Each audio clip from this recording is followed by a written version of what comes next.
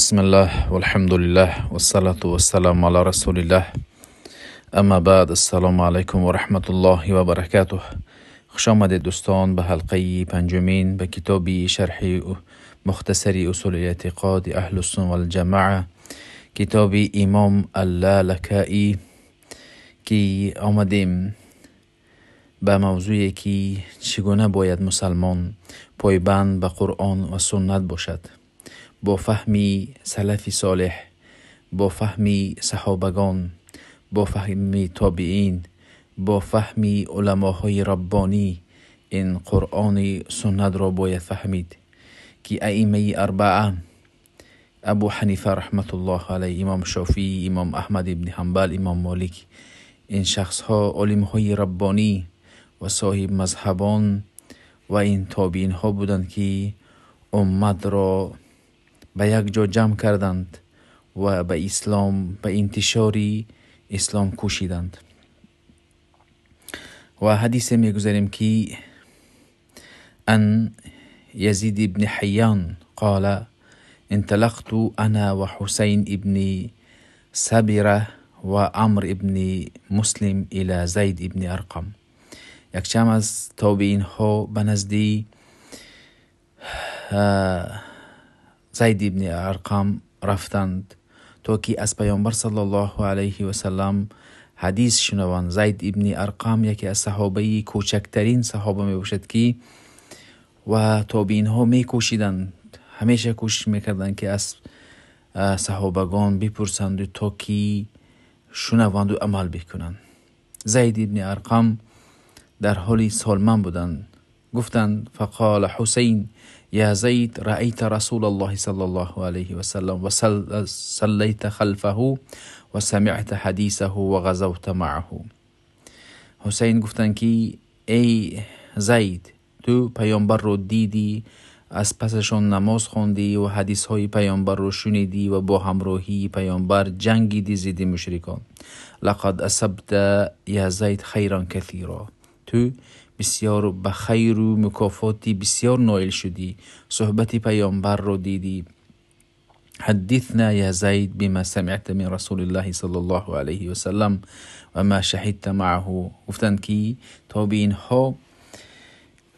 این تابعین ها از پیامبر چیزی بگو که ما فایده بگیریم و آنچه که تو مشارکت کردی با همراهی پیامبر در چند نقطه ها جنگ و دیگر صحبت هایشان. سپس زید ابن ارقم گفتند قال یا ابن اخی لقد قدم احدی و کبرت سنی و نسیت بعض الذی كنت اعی من رسول الله صلی الله علیه و سلم. زید ابن ارقم گفتند که پسری برادرم، من به تحقیق نزدیکی مرگ هستم و سن سالم به یک جا رسید، یعنی سالمند شدم و بعضی از چیزهایی که شنیدم فراموش کردم. فما حدثتكم فاقبلوا، آنچه که من از پیامبر روایت کردم قبول بکنید. و ما لم احدثكم فلا تکلفونی، و آنچه که نگفتم بر من بر دوشم بسیار بار نکنید. قام فينا النبي صلى الله عليه وسلم يوما خطيبا فحمد الله وأثنى عليه ووعظ وذكر ثم قال.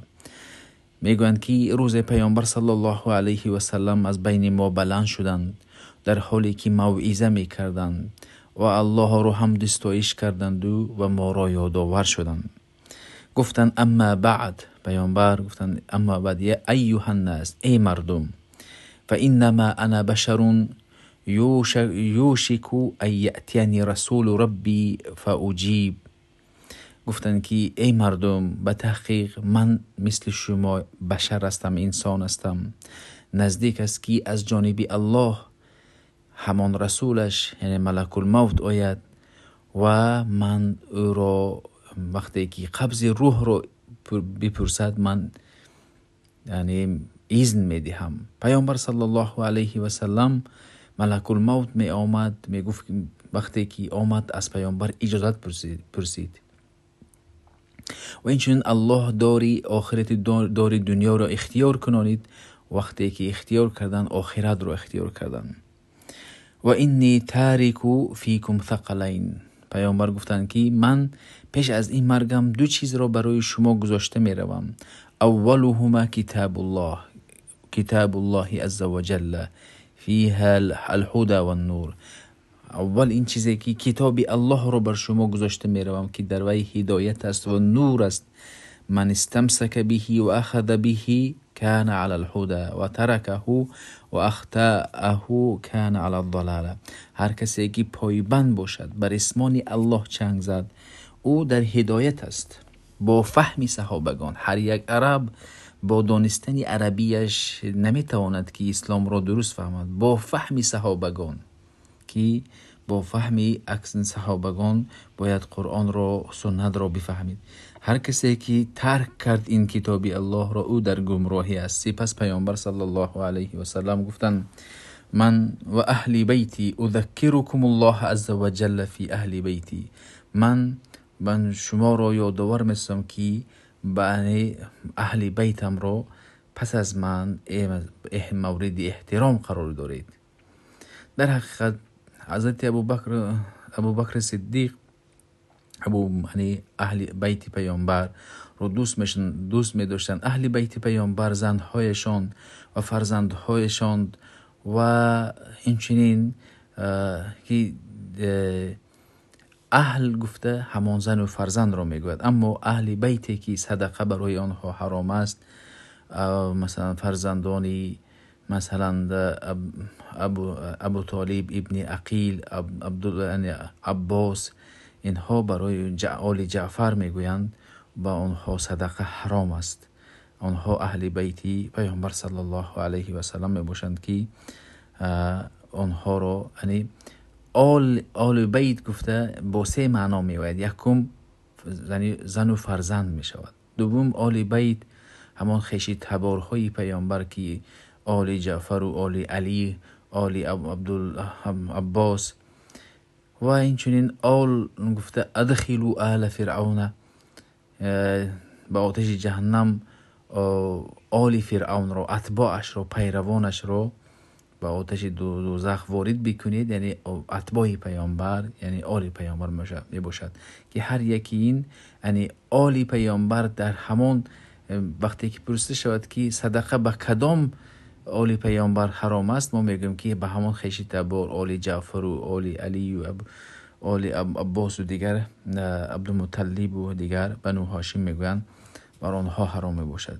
در این حدیث دیده می شود که ما باید با کتاب الله پایبند باشیم تا بتوانیم قرآن را بخوانیم، معنیش را بفهمیم و کوشش بکنیم که یک حرفش 10 حسنات وجود دارد. و اینچنین آل پیامبر را حضرت علی رضی الله عنه، فاطمه، حسن، حسین، زین العابدین که آنها را یعنی سیره آنها را، تاریخ آنها را درست بدانیم که در حدیث ها آمده است که پیامبر صلی الله علیه و سلم چگونه دوست می داشتند و چگونه آنها خدمت کردند برای دین. حضرت حسن رضی الله عنه برای اینکه دو طایفه مسلمانان جنگ نشود از منصب و عمل دست کشیدند تا که خونی مسلمان نریزد. پیامبر صلی الله علیه و سلم گفتند حسن نبیرهشون و فرزند من، گفتند این فرزند من یعنی دو طایفه مسلمان را صلح میکند. یعنی حضرت حسن و حضرت حسین نیز با ظلم به شهادت رسیدند که بسیار انسان شجاع بودند. حضرت علی رضی الله عنه که داماد پیامبر و حضرت عثمان داماد پیامبر می باشند و اینچنین پیامبر دامادی ابوبکر صدیق می باشند و پیامبر نیز داماد عمر رضی الله عنه خلیفه مسلمانان می باشند که ما نباید بین آنها جدایی بیافکنیم، فتنه برانگیزیم که بعضی فتنه ها دامن صحابگان و دامن بعضی از آنها را گرفت. ما نباید در حق آنها مذمت و دیگر چیزها بگوییم، بلکه الله بر ما در قرآن تعلیم میدهد که مهاجران را مدح میکند، انصار را مدح میکند. سپس میگوید که پس از این گروه های میوادگی در حق آنها دعا میکنند ربنا اغفر لنا ولاخواننا الذين سبقونا بالایمان ولا تجعل في قلوبنا غلا للذين آمنوا ربنا انك رؤوف رحیم. همچنان دعا میکنند. این بود شرح مختصر این حلقه 5. السلام علیکم و رحمت الله و برکاته.